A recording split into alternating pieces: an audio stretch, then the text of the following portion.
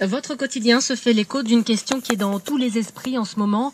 Va-t-il y avoir une réforme de la Constitution pour permettre à Joseph Kabila de se présenter de nouveau lors de la présidentielle en 2016?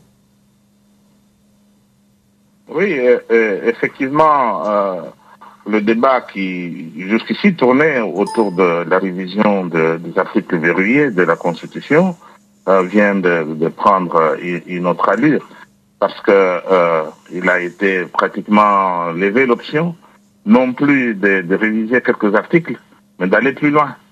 Donc l'agression contre la loi fondamentale va maintenant plus loin parce qu'il ne s'agit plus de verrouiller quelques articles, comme je le disais, mais de changer tout simplement de constitution et d'ouvrir ainsi la voie à tous les abus, comme on l'a vécu sous le régime précédent, celui de Laurent Désiré Kabila.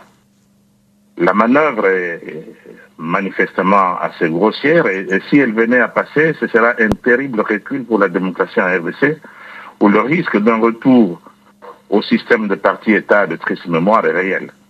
Hein? On parle bien sûr d'un référendum, oui c'est vrai, mais la question que tout le monde se pose, c'est de savoir si toutes les opinions pourront s'exprimer.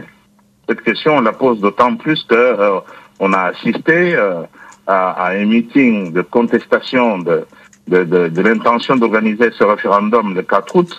Et immédiatement après, il y a eu des arrestations et cela laisse à penser que le débat ne va pas être un débat transparent où chacun aura l'occasion d'expliquer à la population le pourquoi de sa position, le contre, pourquoi le contre, pour le oui, pourquoi le oui. Il ne faut pas que seulement une partie le droit de parler et les autres n'aient pas ce droit-là. Donc c'est ça la question que nous posons encore une fois aujourd'hui, d'autant plus que le référendum vers lequel on nous dirige pose aussi un problème au niveau de l'organisation, parce qu'il n'y a pas longtemps, la CENI a renvoyé une centaine de ces agences sous prétexte qu'ils ont délivré des cartes d'électeurs sans en avoir l'autorisation. Mais alors là, il se pose encore une fois la question du fameux serveur, parce que bon, quel est le corps électoral?